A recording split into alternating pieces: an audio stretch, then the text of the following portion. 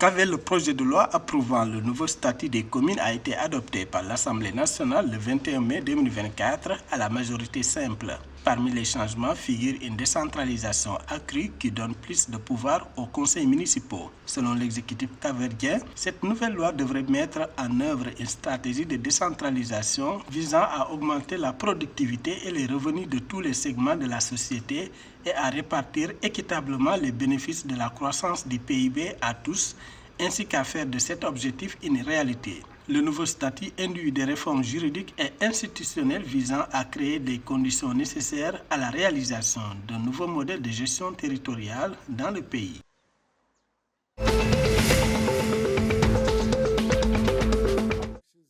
Le président ghanéen Nana Addo Dankwa Akufo-Addo a appelé à une orientation politique claire de la CEDEAO sur la manière de résoudre les problèmes liés au terrorisme dans la région du Sahel. Le chef de l'État a annoncé le 21 mai 2024 qu'une consultation devait être menée sur la stratégie à suivre si la CEDEAO veut avoir un impact significatif dans la lutte contre les problèmes de terrorisme dans la région de l'Afrique de l'Ouest. Le président Akufo-Addo a expliqué que le Ghana ne peut à lui seul prendre les devants sur cette question, invitant les pays du bloc régional à établir des synergies en travaillant ensemble.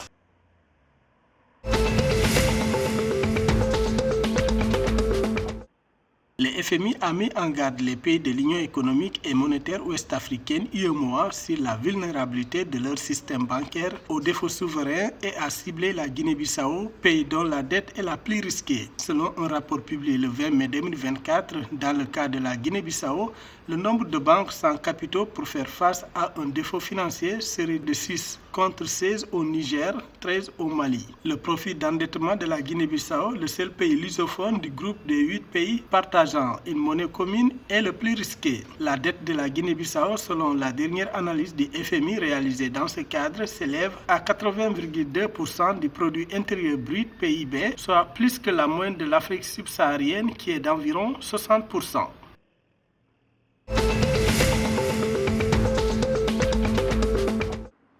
Au Nigeria, des membres du secteur privé organisé et des économistes ont exprimé leur inquiétude face à la dernière hausse du taux d'intérêt de référence du pays décidée par le comité de politique monétaire, affirmant que cette décision pourrait entraver considérablement la capacité des opérateurs économiques à rembourser la dette.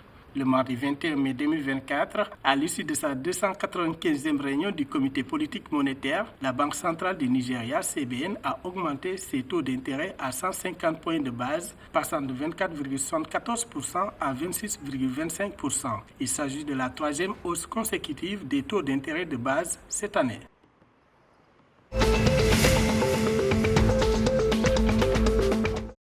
Le groupe A du tournoi IFOA B qualificatif pour la prochaine CAN I-17 a livré son verdict ce mardi 21 mai 2024. Dans cette poule composée de seulement 3 équipes, le Ghana, pays hôte, a tenu son rang en disposant du Bénin sur le score de 2-0. Marc Kagawa et Théophilus Ayamga ont marqué coup sur coup et rapidement plié la partie. Les Black Stars se qualifient donc pour les demi-finales du tournoi en compagnie de la Côte d'Ivoire, balayé 5-1 par le Ghana pour son entrée en jeu avant de se ressaisir face au Bénin 1-0 pour sa part éliminé.